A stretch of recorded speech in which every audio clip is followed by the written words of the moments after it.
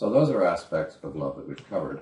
Now I want to talk about the Christ consciousness, because it's actually more than each of us would understand, and we would not natively understand. It would need to be explained to us.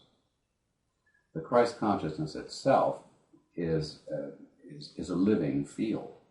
It is more alive than each of us. It is something to aim for, something to come into alignment with. But it's helpful if we understand what the aspects of the Christ consciousness are, because there are three of them.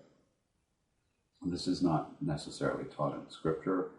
In sacred writings, it's will be alluded to and pointed to, as indeed I'm pointing to this now. It does not mean that you actually feel what I'm talking about. You may think that you know about compassion.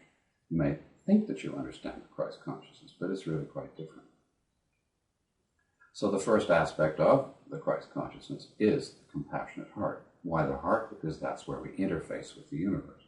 That is where we live. That is who we truly are. That is the point of our understanding. We do not really understand in the brain, as we do not understand in the emotional field. We understand directly in our feelings. So the first aspect is to come into alignment and a desire, a deep desire, to experience a compassionate heart. We are the ones who determine that.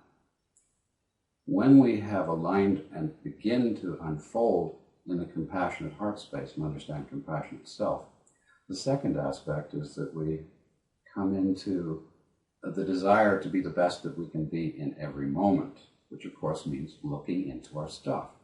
Where are the unfinished ends? What do I need to do to come into completion, into wholeness?